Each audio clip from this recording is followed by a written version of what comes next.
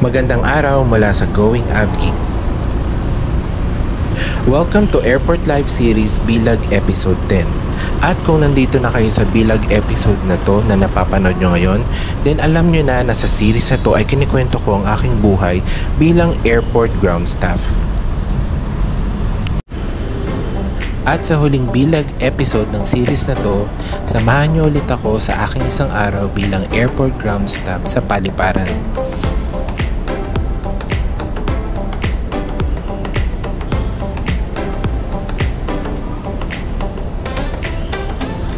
Ang ship ko ay panggabi dahil yung airline client kung saan ako naka-assign ay umaalis araw-araw ng panggabing schedule.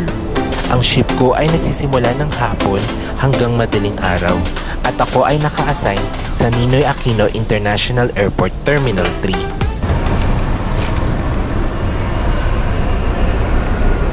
Bago mag-flight duty ay kailangan muna mag-flight briefing at kadalasan ito ay ginaganap sa opisina ng mga airline client.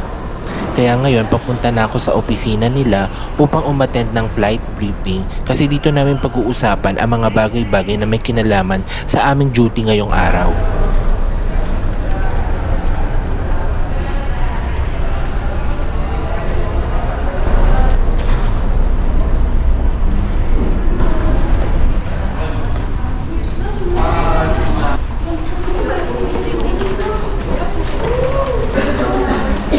Bawal mag-camera at magbilang habang nagpa-flight briefing dahil sa security at privacy reasons. Kaya guys, off-cam muna tayo for vlogging.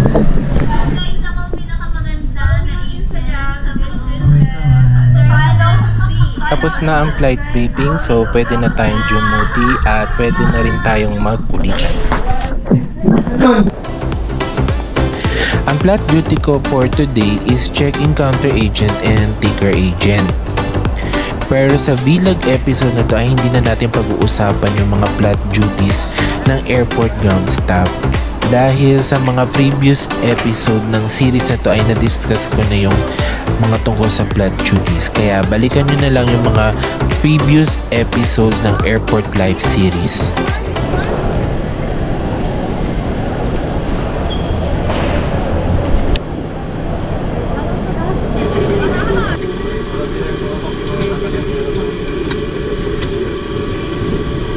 Sa huling bilag episode ng Airport Live series, pag-usapan natin ang pros at cons ng pagiging airport ground staff. Pag-usapan natin ng salitan ang pros at cons ng pagiging airport ground staff upang magkaroon tayo ng balanseng perspektibo tungkol sa positibo at negatibong aspeto ng trabahong ito.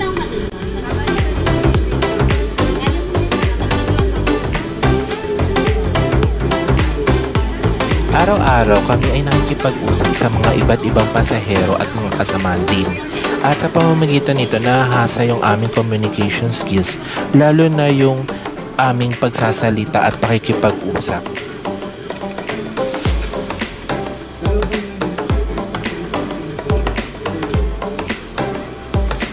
"24/7 at operational ang tipo ng trabahong ito. Hindi rin madalas may bibigay sa'yo yung gusto mong day off, lalo na yung weekend na off, kaya kailangan maghanda ka na ma-miss ang mga events sa buhay mo pag pumasok ka sa trabaho ito.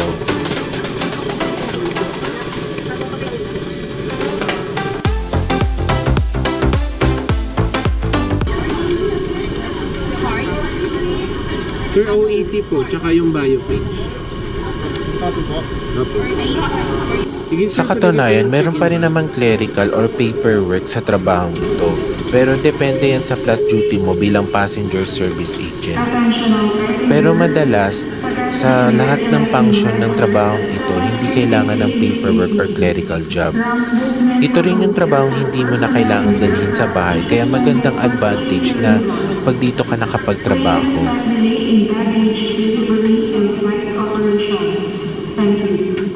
Sir, isa lang po. Stressful ang trabahong ito dahil laging hinahabol ang oras dito. Dumadagdag pa rito ang mga iba't ibang flight disruption situation tulad ng delay at kanseladong flight. Tapos sasabayan pa ng mga pasaherong iba-iba mga ugali na nakakasalamuhan namin araw-araw sa trabahong ito.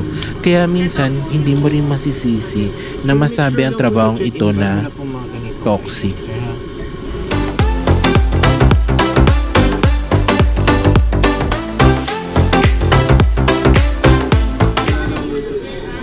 Kumukonti na ang mga pasahero sa check-in counter, kaya isa-isa na kaming pinabababa sa gate upang tumulong at gawin naman yung function namin sa gate. Kaya halina kayo at pumunta na tayo sa boarding gate.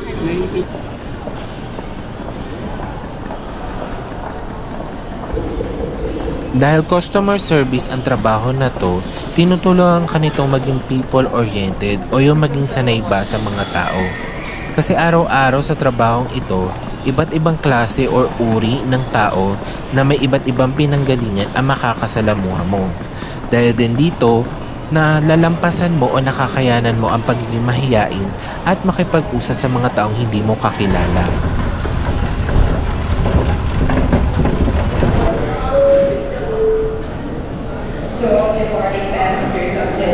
Kung ikaw ay nagtatrabaho sa isang subcontractor airport ground handling company, malamang sa malamang marami kang bosses o mga superior na dapat sundin. Unang-una na dyan ang sa kumpanya mo. Pangalawa, yung airline group na kinabibilangan mo.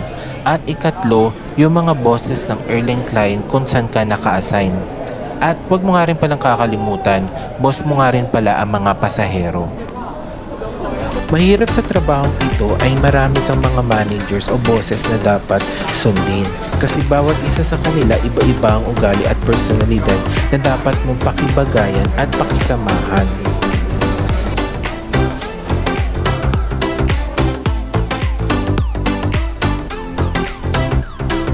Dito sa trabahong ito, matututunan mo talaga magkaroon ka ng kumpiyansa sa sarili mo. Lalo na yung magsalita sa harapan ng ibang tao, kumausap ng taong hindi mo kakilala at malampasan yung pagiging mahiyain. Kasi dito araw-araw iba-ibang tao yung kausap mo at habang tumatagal, tumataas yung kumpiyansa mo sa sarili mo at natututunan mo rin magkaroon ng magandang pag-uugali at personalidad. Tapos ito yung sa ibabaw. Tapos pagkalagay mo dito, pag ganito siya. Sige sir, saan po ba? Saan sir? Ay, wait lang sir, wait lang. Meron pa. Ilang saglit na lang ay paparating na ang arrival flight. Kaya tutungo na ako sa Air Beach area upang hintayin ito. Pero tara, pag-usapan pa rin natin ang pros at cons ng pagiging airport ground staff.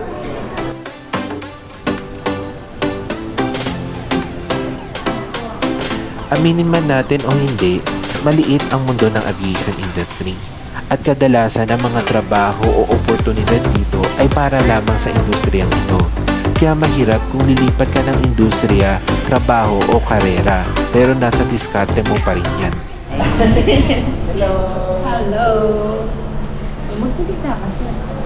Ano lang yan ang gagawin kong short? Dumating na ang Flight 7C2305 mula sa Incheon. Kaya salubungin na natin ang mga paparating na pasahero.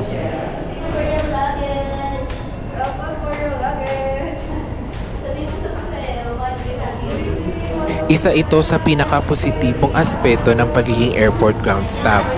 Sa connection, marami kang makikilala sa trabahong ito na maaaring makatulong sa iyo na makahanap ng mas magandang oportunidad o trabaho.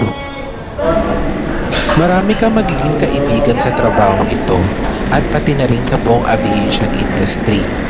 Ang kaigihan nito, ang iba sa kanila ay magtatagal at higit pa sa kapatid ang turing sa iyo.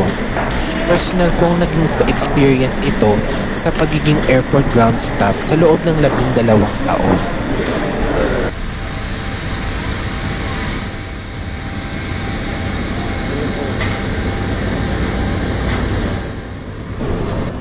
Ilang minuto na lang ay magsisimula na ang boarding. Kaya papunta na ako sa aking pwesto para mag-clicker agent. Oras na ng boarding ng Flight 7C2306.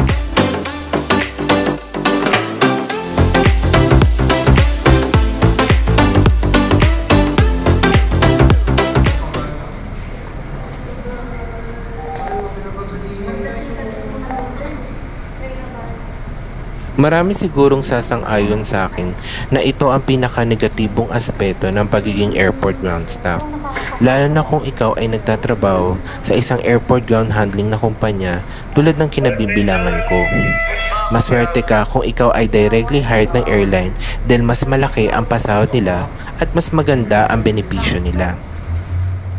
Pero nakakalungkot dahil karamihan sa mga paliparan dito sa Pilipinas, ang oportunidad sa aviation industry ay limitado lamang sa mga subcontractor na kumpanya dahil sila ang pinakadominanting business sa industriyang ito, tulad ng airport ground handling. Kaya hindi na rin ako nagtataka na karamihan sa mga kasamaan ko ay umaalis sa trabahong ito at naghahanap ng ibang mas magandang oportunidad tulad ng pangingibang bansa o kaya naman ay naghahanap ng ibang karera sa ibang industriya. Sana nagustuhan nyo ang ating usapan tungkol sa pros at cons ng pagiging airport ground staff. Salamat din sa pagsama sa aking duty ngayong araw at sa panonood ng huling bilag episode ng Airport Live Series. Salamat!